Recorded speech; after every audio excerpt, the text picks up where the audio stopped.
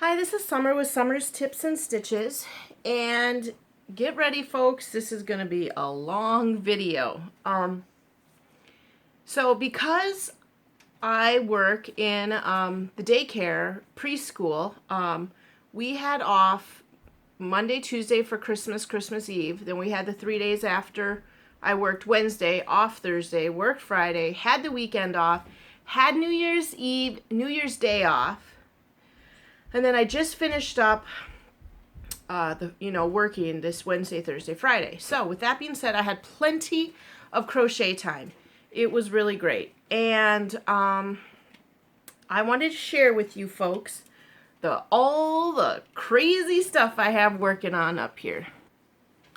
All right, so the first thing that I know this was my first project. Because I mentioned it in one of my later videos. So I must have started this,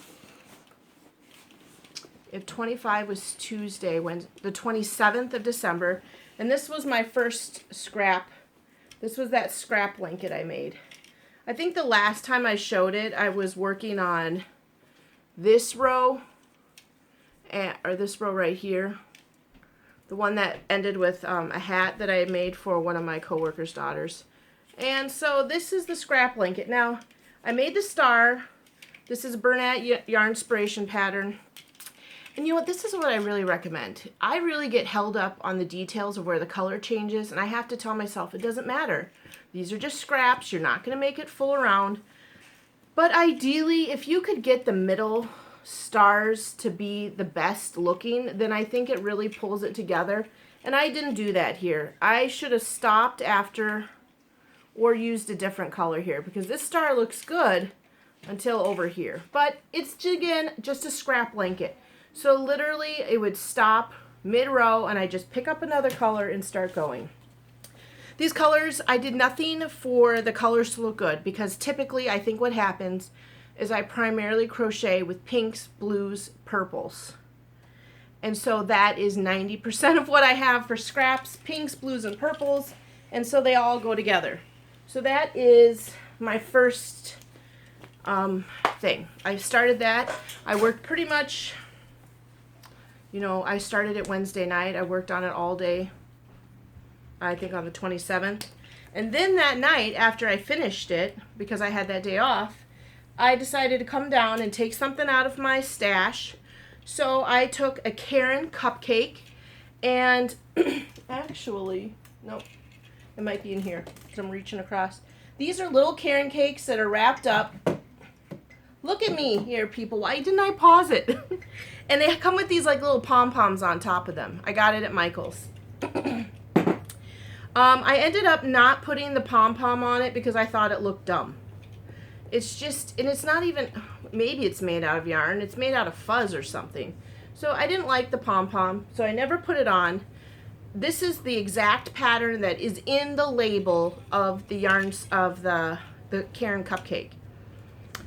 So instead of putting the pom-pom on, since I made two hats, this one I made a little bigger than this one, as you can see. I made this one smaller, shorter, and then smaller width-wise. I then just sewed a button on them and crocheted these little flowers. I actually have a tutorial on how to make this exact hat and well, not this exact hat, because like I said, this is all half double crochets but a hat very similar to this and this flower in some of my earlier videos. I made them with Karen Simply Soft. So that's what I did for these. The flowers are removable because I sew a button, and then you do the open hole of the flower, the center is open, and then you can change out the flower. So this pretty much was a whole cupcake. It made two hats, 4 flowers, and then I never used the pom-pom. And then I think after I made this hat, that's when I made my trips to Michael's that weekend, that Saturday. And the first thing I made from there was this amigurumi doll, because when I was at Michael's, I wanted to find a yarn that was more closely fleshed tone for us Caucasian girls. So this is Vanna's Choice Pink. And in Michael's, and in fact in my house, looking at the video, it doesn't look too far off from a white girl. But in some lighting, and when I look at her here in person, she is really pink. This is a Friendly Red Fox. This body is for Berry. Now, what Friendly Fox does for these bodies, I just love them. And in fact, this is the only reason why I even do amigurumi, because I don't like sewing on pieces. And the only thing you have to sew on for this whole pattern is her arms, and then of course the ears. So you make the full pattern, you just change the colors. Then this one, look at her, poor little bald girl. You can make hats. For the Friendly Berry, she has a bunch of friends. Harry the rabbit, I think, the berry, there's a fox, I don't know, I think a raccoon maybe. And basically what you do is you make a little hat for your doll, and then you sew on the appropriate ears for whatever animal you're making. So this is a little bunny girl. Now, what I really kind of am thinking about doing is making her one more hat and putting the bear ears on her. And one of the students in my class, his mom has boys, and she's going to have another baby, and she's going to have a girl. So I thought, you know, after having a couple boys, to finally have a girl, I thought I would give her these hats, these baby girl hats, and then I thought I'd give her this doll. I'm contemplating whether or not to sew the hat on so that it can't come off, because, I mean, I know what my kids have done to the amigurumi dolls I made them. And then for the neck, what I do to make it a little stiffer is I take the roller that she recommends, the Friendly Red Fox gal, and then I have my husband cut me an unsharpened pencil in half. And I stick that pencil through the roller, so some of it is up in this gal's head, and some of it comes down to here. So she's got a pencil running through her. Now, why do I do a pencil and not a dowel? Because I have 1,000,000 pencils in this house. 1,000,000 pencils in the house. And the newer type pencils that have like those plastic coatings on them, all you moms know what I'm talking about. They have like all the designs and stuff on them. They don't sharpen very well. And my kids get aggravated with them. So I think we have 1,000,000, because every time there's something going on, Christmas, Valentine's, Thanksgiving, whatever, people are giving them these decorated pencils with these weird coatings. So anyway, I have him chop me up one of those pencils. And then I just stick it through the doll. So, I mean, you can't feel it really in there. You can see I'm grabbing it because her head's flopping around. But here, this is the finished amigurumi doll. Now, after finishing her, and my husband and I were talking about how pink, I guess you can see that it looks more pink because this is Vanna's Choice Pink.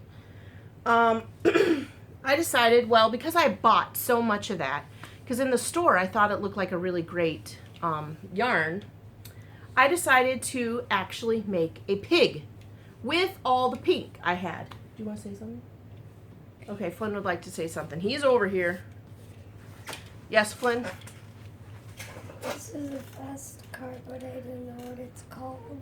Well, hold it up so they can see it, because all they can, there. Today I took him with me to Michael's, and he got himself a fast car. We don't know what kind of car it is, though. Let me look. It's just a fast car. My big brother has the same one, but red. His brother's got a red one. It's same speed. Okay. So I decided to make a pig with the pink. I typically am someone who does not buy patterns because, one, my husband doesn't always, I'm not going to say he's rude about it, but he's always like, can't you just make that yourself? So I thought, when looking on Ravelry, I wanted a pig like this, and I couldn't find a free pattern. So I said, you know what? I'm going to try to make it up myself. So that's what I did. I made kind of an elongated ball. That's the body. I did the increasing, and then once I hit the desired circumference of the increase, I crocheted, I think like maybe 13 rows, and then I decreased. Then I crocheted the nose. I'm going to be honest, this nose was inspired by the nose that I had for sprinkles. I made a circle, and then when I reached the desired size for this nose, I then, in the back loop, did the same stitches, I think 3 or 4 rows, to create the depth. I don't know. And then the ears, I just made triangles, sewed them on. The tail, obviously, is a curly Q. I got that. I know how to make those from the Delaney hat. Poke some eyes in, and if you're on Instagram with me, you would see that after sewing the ball shut and sewing the snout on, I realized that I did not put the backs on the safety eyes. And then I just sewed the ears on to the outside of the body, and then I made some legs. I have not woven in the ends for the legs because, as you can see, he's crooked. Now, it's not that big of a deal, I don't think, because it is a pig, you know, and it's not like I'm entering this into a fair or anything. And pigs aren't always naturally perfectly straight. This pig could be like tilting his head to the side and thinking. But really, I kind of want to take them off and like tilt it just that much. Do you see the difference there? Now his legs are all off to the side. That's how he is right now. So I haven't woven in the ends from the feet because I'm debating on whether or not I want to take them off and tilt. Like, do I like the pig at a tilt, or do I want him like this? I don't know. But I made this all up. I just used my knowledge of crochet and other amigurumi to make the shapes to glue them together. He's obviously, his body is all one piece. There's 2 ears, a nose, and 4 legs that's sewed on.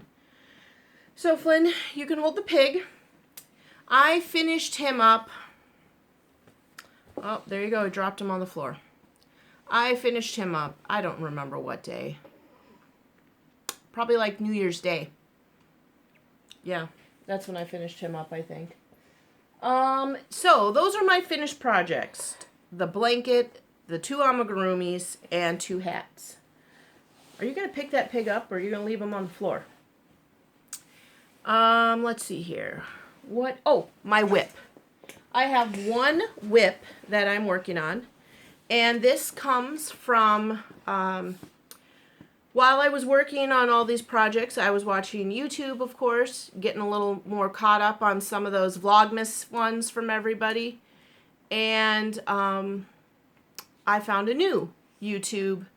Actually, what happened, I don't know if I watched her video first or if she commented on a video I watched or made or something, but whenever I see a name for a YouTube, or, you know, on my YouTube comments that is not like, you know, Sarah Smith, I always click on it to see if they have their own YouTube channel, because the name said Roselikescrochet, and it turns out she had just started making YouTube videos. She had a test video, and I think now she's up to 3. I just watched her latest one this morning where she made a scarf. The picture on the thumbnail is a Cubs scarf, I think, or Bears. I'm not into sports. If it's not Packers, I don't know what it is. Anyway, she was wearing in her test video kind of like a shrug sweater, not necessarily a poncho. And I just bought that yarn from Michael's last weekend, when I bought all that pink that I ended up making that pig out of. Oh, and real quick side note, this only took 1 skein of yarn. Can you believe that? I was hoping to really eat up the yarn, so I still have 1 full skein of this pink. It took 2 skeins. Well, maybe it used a skein and a half, because I made, yep, you know what, it was a skein and a half, because her head is made from that, and then the remainder of that skein went into here, and then 1 extra. So that's what that is. That's a skein and a half for the pig. So anyway, I have 1 full skein. But that same trip, I bought the Barcelona yarn, and I made a video about that. I showed you guys what I got at Michael's. And I wanted to make something for me to wear. One of my goals is to make a sweater, but I'm going to tell you folks, I'm very timid about it. And whenever I see a cute sweater that someone's wearing, like Karen from Happiness is Homemade, or the Proper Pineapple, Holly, she made a couple sweaters, I just don't always feel like they translate very well to plus size people. And so because I have a lot up here, it has to be really big. And then I'm not, I mean, I'm still chubby down the middle, but I'm much bigger up here, if you know what I mean. And so those sizes, I get real timid, and you end up having to buy a ton of yarn to make those. And then they're like, oh, measure your bust, and that's like it, you know. So I kind of put it off. But then when I saw all of this to say, Rose Likes Crochet, she was wearing a granny shrug. And I asked her in her video, what are you wearing? I want to try to make that. I think I lost my crochet hook. So this is what I'm making. I'm making that granny shrug that she was wearing. She said she got it from Mikey in the Crochet Crowd. He has a YouTube video. I want to say it's from like 2016 because it took a little bit of digging to find it. And the first couple times I clicked on a link, it wasn't there anymore. And so I'm making this pattern. I want to say also Jeanette from Janae from DIY Creation 7, she makes one also, and she calls it like a cocoon. But I like this granny pattern that is that Mikey does. So far this is 2 skeins of the Barcelona Loops and Threads Barcelona, and I have 1 more full skein. I'm hoping that that will be enough. And basically what you do is you crochet a giant square, and then you fold it in half, and you sew these parts together up until where you think your arm would fit through. So I got to get my arm through there. And then after you've sewn it there, you open it back up, and you have this like these ends in, and then Mikey shows you something to crochet all the way around to kind of give it like a collar. So I think I'm like almost halfway done with making this, because this is going to be big. How many yards? Oh, I took my ball band off. Lost it. I want to say, if I remember correctly, there's 392 yards in a Barcelona Loops and Threads. I think this is called Colorway Breeze.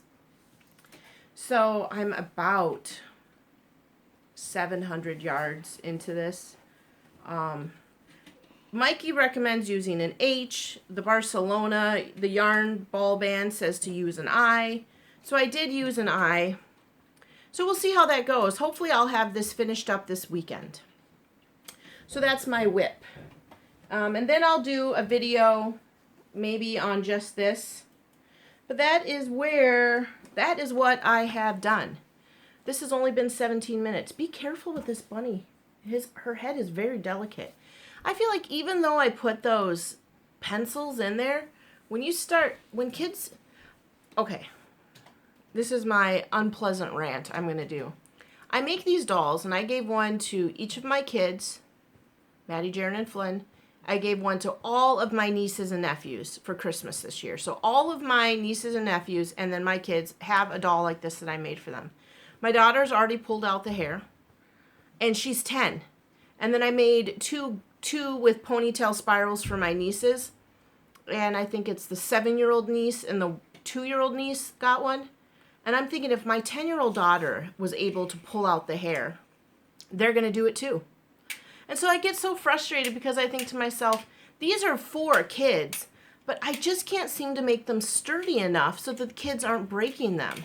I'm not blaming the kids. Let me first get that. It's something I'm doing, I think. Even when I put in Maddie's hair for her doll, you do the little curly cue, and you have those 2 yarn hair coming out. I pulled them through the cap, because for hers I made a cap. I pulled it through, and then I tied it together in a knot. And then I tied it to other curly cues, because I put like 7 or 8 curly cues per pigtail. And I was tying those together, mixing them all up, tying them all up. How that even pulled out, I don't know. I really feel like she had to have been like ripping them out.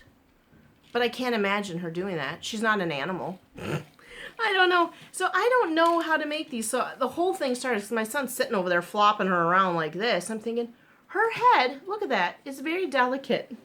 How do people, I don't know how to make these dolls firm enough so that, I'm adjusting her pencil. I don't know how to make them firm enough so that they don't get broken. Maybe it's just one of those things, they're handmade. That's just what you get when you make a handmade doll. They're not going to be perfect. I don't know.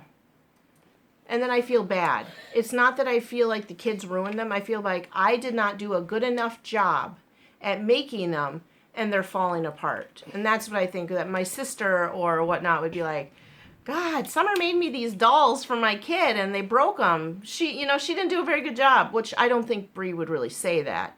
But, I mean, I can't keep the hair in. So I don't know. I don't know. Oh, look at that. That is something my kids have been doing lately. And it's pleasant. So that's my little mini rant on these amigurumi dolls. Obviously, I like making them. I don't need to keep 100 of them lined up back here. But if my 10-year-old daughter can break one within a day or two, I can't even imagine what a 2-year-old's going to do to them. All right, well, that's my hodgepodge video. Check out Roselikescrochet. These are the links that I'll put in the description, okay? I'll put a link to the Friendly Red Fox, again, in case you want to check out her dolls. Like I said, these ones you can change what kind of animal they are based on their hat. And the other reason I like them is their faces are real simple. As you can see, I can't sew anything on straight. Everything is crooked. Everything is weird. And so I could never do a face. I'll put a link in the description to the Yarnspiration pattern, the star blanket. Yes, it's almost done. If you want to just get up and go, you can. I'll also put a link in the description to the videos where I made these flowers and these hats so that you can watch those. And then I'll also put a link in the description to Roselikescrochet. So if you want to check out her videos, she has a couple where she talks about her yarn hauls. She makes some F-bombs. So she's got some fun stuff going on. And she's wearing a super cute granny shrug from Mikey. And then, yeah, I think that's all the links I'll put in the description for you. Oh, and the one last thing. I got a package in the mail, completely unexpected. Well, I knew it might come, but I didn't expect it to come.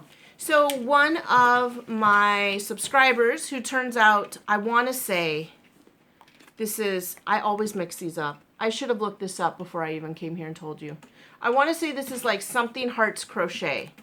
Country Hearts Crochet. I'll put a link in the description to the YouTube channel. She was watching my videos, and she has been hearing me and chatting back and forth for a while about my struggle on trying to find a skin tone. And she sent me this. She thinks this will be a good try for a skin tone. And I want to say she's told me in the comments maybe 2 or 3 times. Plus she uses it in one of her videos to make a blanket. So I'm going to try. The only thing I'm a little concerned about is this is a DK weight, or sport weight for a baby. So I think if I was going to use this, I would have to double strand it, do you think, to be a worsted weight? Do you think that's what I'd have to do, friends? Or I could make a doll in the sport weight. And then she sent me a little cookie, an Alabama sugar cookie. So that was very thoughtful of her. Thank you so much for that little treat. I will try to make a doll or some kind of skin tone with that snippet of yarn. And yeah, so that was kind of exciting. I came home from work yesterday and I had that.